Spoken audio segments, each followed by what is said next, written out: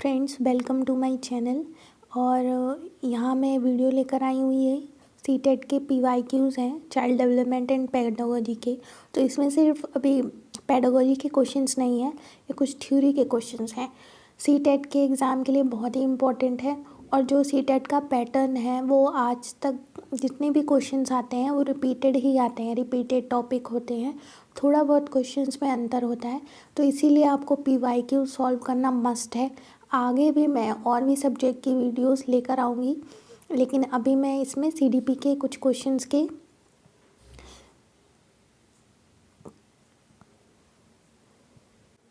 Questions यहाँ पे start कर रही हूँ। तो हमारा पहला क्वेश्चन है कथन और तर्क का। तो पहला क्वेश्चन हमारा, बच्चों के विकास पर शैशवावस्था तक ध्यान देना ज़रूरी है। और इसका तर्क दिया है, यद्यपि जीवन के शुरुआती कुछ वर्ष विकास के लिए बहुत महत्वपूर्ण है। मस्तिष्क नमनीयता के दृष्टिकोण से पूरी बाल्यावस्था और किशोरावस्था संवेदनशील अवधि है। जहाँ तक हम दो लोग देख पा रहे हैं कि जो कथन और जो उसका तर्क है वो दोनों सही हैं। तो इसका आंसर जो होगा वो हमारा, इसका जो सही आंसर है वो होगा ए। ठीक है, तो इसका जो नीचे एक्सप्लेनेशन दिया है, आप लोग क्या करिए कि मैं क्वेश्चंस जो करा रही हूँ, आप इनके जो एक्सप्लेनेशन में जो अंडरलाइन मैंने की है उनको आप किसी कॉपी या पेपर पे लिख लीजिए। ठीक है, ये लाइन आपको क्या करना है, बिल्कुल रट लेनी है, बिल्कुल याद कर लेनी है। एग्ज़ाम पॉइंट ऑफ व्यू से बहुत इंपॉर्टेंट है और आपको एक्स्ट्रा कोई नोट्स बनाने की ज़रूरत भी नहीं पड़ेगी। और लास्ट जब एग्ज़ाम होगा तो आप इस बस पेपर में जितना भी लिखा हो, आपने जितने भी शॉर्ट नोट बनाए हों उनको ही पढ़कर आप चले जाइएगा। आपका एग्ज़ाम बिल्कुल 110% क्वालिफाई हो जाएगा। तो इसका जो एक्सप्लेनेशन है वो हम देखते हैं कि इसमें जो अंडरलाइन मेन लाइन यही है कि विकास सतत रूप से चलने वाली प्रक्रिया है जो जन्म से लेकर मृत्यु पर्यंत तक चलती रहती है। तो एक लाइन जो फेमस है कि जो डेवलपमेंट होता है वो वॉर्म से लेके टॉम तक करता है, मतलब जन्म से लेके मृत्यु तक, गर्भ से लेके कब्र तक। ठीक है, तो ये जो हमारा जो बच्चे कई संवेदनशील अवधियों से गुजरते हैं जिसके दौरान वे विशेष रूप से कुछ प्रकार की उत्तेजनाओं के ग्रहणशील होते हैं। ठीक है, तो ये हमारा एक्सप्लेनेशन था। अब मूव करते हैं सेकंड क्वेश्चन पे। तो इसमें हमारा सेकंड क्वेश्चन है, निम्नलिखित कथनों में से कौन सा कथन सामाजिकरण के संदर्भ में सही है। ठीक है, तो इसका आंसर होगा फैमिलीज़ एंड स्कूल्स। अब ये जो सामाजिकरण का क्वेश्चन है वो बहुत आता है। आपने बीएड या बीटीसी या डीएलएड जो भी आपने कोर्स किया हो उसमें आपने पढ़ा होगा कि प्राइमरी सोशलाइजेशन, सेकेंडरी सोशलाइजेशन, है ना, प्राथमिक सामाजिकरण कहाँ होता है। तो ये सारी चीज़ें हैं। तो इसमें इसका जो एक्सप्लेनेशन है वो दिया है कि सामाजिकरण के संदर्भ में परिवार और स्कूल सामाजिकरण के प्रमुख योगदान होते हैं। तो जो हमारा प्राइमरी होता है वो हमारा क्या होता है, पहले फैमिली होती है। ठीक है, जो बच्चा जो जन्म लेता है वो सबसे पहले अपने फैमिली से ही जो कुछ सीखता है वो सीखता है, उसके बाद जाके स्कूल में।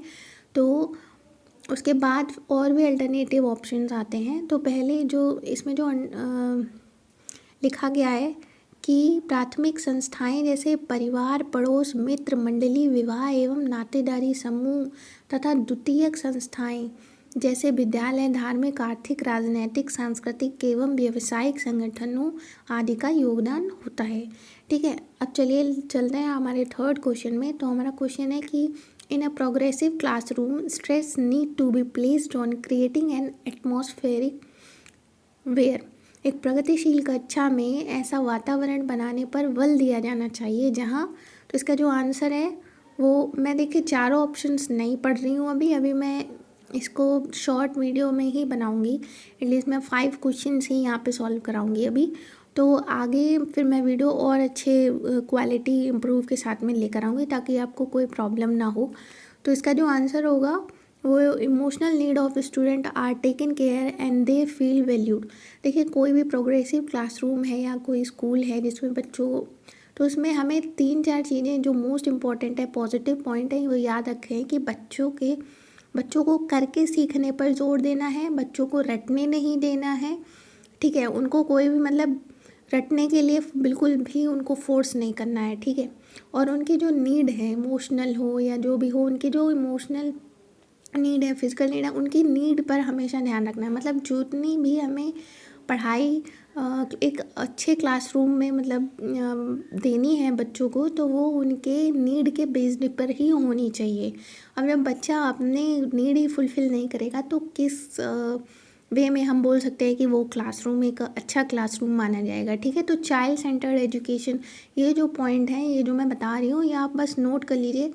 अगर आपको कोई क्वेश्चन मिल रहा है और उसमें ऑप्शन में ये पॉइंट्स अगर किसी भी ऑप्शन में दिए जा रहे हैं, तो आप आंख बंद करके वो आंसर टिक करके आइएगा। आपका जो वो जो उस पर कोई भी गलत नहीं बोल सकता, वो आंसर बिल्कुल सही होगा। ठीक है, तो इसका जो एक्सप्लेनेशन दिया गया है कि वो ये है कि भावनात्मक आवश्यकताओं का ध्यान रखा जाए। ठीक है, एक क्लासरूम में वे अपने को महत्वपूर्ण समझे। ऐसा नहीं है कि आप बच्चे के एटीट्यूड है या जो उसका एक, अगर वो झिझक रहा है आप उसको और भी दबाओ कि नहीं तुम ये नहीं कर सकते। उसको बढ़ावा देना है और उसको एक पॉजिटिव वे में लेके जाना है, तभी हमारा जो क्लासरूम होगा वो एक प्रोग्रेसिव क्लासरूम बनेगा। ठीक है, देखिए मैंने बोला था ना, ये अनुभवों से जुड़कर शिक्षार्थियों के कौशल और समझ को बढ़ाने पर जोर देती है प्रोग्रेसिव क्लासरूम। ठीक है, आप पॉइंट्स में डालकर ये लिख सकते हैं। आप देखिए प्रोग्रेसिव क्लासरूम डालिए, उसके आगे जो जो आपको 3-4 पॉइंट इंपॉर्टेंट लग रहे हैं वो आपको इसमें मैं जो बोल रही हूँ उनमें से अगर कुछ अच्छा लग रहा है तो आप वो नोट डाउन कर लीजिए, या अगर जो एक्सप्लेनेशंस में जो अच्छा लग रहा है आप उसमें से नोट डाउन कर लीजिए। ठीक है, अब देखिए इसमें है कि आत्मनिर्भर और उत्पादक बनाने के लिए सीखने को बढ़ावा देती है। सामूहिक गतिविधियों के द्वारा छात्रों की सक्रिय भागीदारी को सुनिश्चित करती है। एक प्रोग्रेसिव क्लासरूम प्रगतिशील कक्षा। अब आते हैं हम अपने 4th क्वेश्चन में कि एक बच्चे को 3 पर्वतों का एक 3D मॉडल दिखाया गया। ठीक है, एक 3D मॉडल होता है जिससे हम चारों तरफ घूम के दे, जैसे कि कोई ग्लोब है या जो कुछ भी है। लेकिन हाँ, यहाँ पे 3 पर्वतों का दिखाया गया है। एक अन्य व्यक्ति इस मॉडल को एक भिन्न जगह से देख रहा है। बच्चे को इस दूसरे व्यक्ति के दृष्टि क्षेत्र से देखे गए मॉडल को बनाने के लिए कहा जाता है कि ठीक है, और वह सही तरीके से नहीं कर पाता। तो जीन पियाजे के अनुसार यह क्या दर्शाता है? तो देखो, जीन पियाजे ने कॉन्सेप्ट दिया था ईगोसेंट्रिज्म, जिसे बोलते हैं आत्म केंद्रीयता। ठीक है, तो इसमें इसको आप अंडरलाइन करके लिख लीजिएगा कि जीन पियाजे के अनुसार यह आत्म केंद्रिता को दर्शाता है, क्योंकि आत्म केंद्रीयवाद में बच्चा सब कुछ अपने दृष्टिकोण से देखता है। ठीक है, वो उसका जो अपना खुद का विजन होता है कि वो चीज़ों को कैसे देख रहा है, और फिर अगर हम उसको बोलते हैं कि तुम इसको नोट डाउन करके या हमें इसको बना कर दिखाओ, तो वो अपने पॉइंट ऑफ व्यू से बना के दिखाएगा, ना कि किसी दूसरे पर्सन के पर्सपेक्टिव से। ठीक है, तो ऐसा इसलिए होता है क्योंकि वह विश्वास रखता है कि पूरी दुनिया उसके जैसा सोचती है। ठीक है, तो बच्चे की एक एज होती है ईगोसेंट्रिज्म की, उसमें वो सोचता है कि मैं जैसा सोच रहा हूँ वही सही है।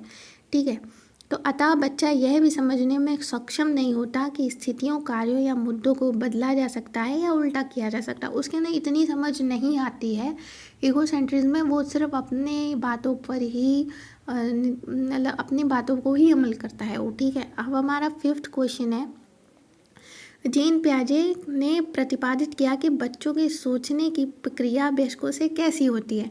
तो आप जब आप जीन पियाजे का कॉन्सेप्ट पढ़ेंगे, ठीक है, तो उसमें जो डेवलपमेंट होगा उनके, तो उसमें आएगा क्वालिटेटिव एंड क्वांटिटेटिव, दोनों तरीके से होता है हमारा डेवलपमेंट। ठीक है, तो जो बच्चों में होता है जो सोचने की और सुन के समझने की, अगर हम एडल्ट्स से अगर उनका कंपेयर किया जाए तो उनमें मतलब थिंकिंग कैसी होती है, तो देखिए जीन पियाजे ने प्रतिपादित किया है कि बच्चों के सोचने की प्रक्रिया वयस्कों से गुणात्मक रूप से भिन्न होती है। ठीक है, तो क्वालिटेटिवली डिफरेंट फॉर्म होता है। ठीक है, जिससे बालक अपनी बौद्धिक संरचनाओं तथा नवीन अनुभवों में तालमेल बिठाना सीखता है। विभिन्न आयु स्तरों बौद्धिक संरचनाओं का यह तालमेल भिन्न भिन्न प्रकार का होता है। पियाजे ने अपने अवलोकन के आधार पर बौद्धिक विकास की संपूर्ण प्रक्रिया को देखिए, जो पियाजे ने अपनी 4 संपूर्ण प्रक्रियाएं बताई हैं, इनको आप लिख लीजिएगा। संवेगात्मक अवस्था, गामक अवस्था, पूर्व संक्रियात्मक अवस्था, संवेगात्मक गामक अवस्था, पूर्व संक्रियात्मक अवस्था, 3rd है हमारी मूर्त संक्रियात्मक अवस्था, और 5वीं हमारी है औपचारिक संक्रिया अवस्था। अवस्थाओं में विभक्त किया गया है। ठीक है, तो ये हमारे क्वेश्चंस थे 5, बाकी के क्वेश्चंस मैं आगे आपको नेक्स्ट वीडियो में कराऊंगी, ठीक है। Okay, thank you.